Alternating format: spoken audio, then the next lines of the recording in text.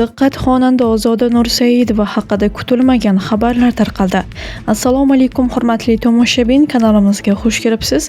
Yurtimizda va jahonda sodir bo'layotgan eng so'nggi va dolzarb xabarlardan doimo birinchilardan bo'lib xabardor bo'lib turishni xohlasangiz, kanalimizga hoziroq podpisatsiya tugmachalarini bosib, videolarimiz davomida bir dona like tugmachasini ham bosib qoldirishni unutmang.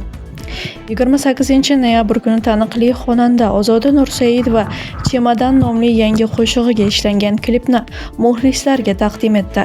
Klip 19-noyabr kuni xonandaning rasmiy YouTube kanalida premyera qilindi. So'nggi paytlarda ijtimoiy tarmoqlarda Ozoda Nursaidova ishsiz yo'qolibdi degan turli mish-mishlar ham tarqalayotgan edi. Ammo yangi klip premyerasi bu gaplarga aniq nuqta qo'ydi. Xonanda ijod bilan band ekanini yana bir bor isbotladi. Klip ustida rejissyor Doniyor Rajabov rahbarligidagi ijodiy jamoa ishlagan. Ssenariy ham aynan xonandaning o'zi bilan hamkorlikda yaratilgan.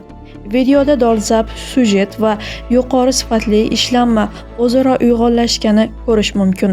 Klipda mashhur bloger Chechenka Gulzoda Abdullayeva, shuningdek aktyorlar To'xtamurod Azizov va Musulmon Yunusov ishtirok etgan. Video boshidagi dialog qismi esa aktrisa Dilnoza Kubayeva tomonidan ovozlashtirilgan. Yangi ijod mahsuli tomoshabinlar tomonidan iliq kutib olindi.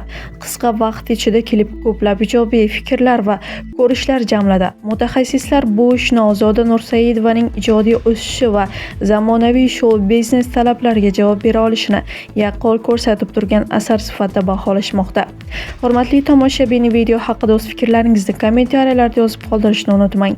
Kanalimizni yo'qotib qo'ymaslik uchun podpisatsiya tugmachasini bosib qo'yishni ham yodingizdan chiqarmang.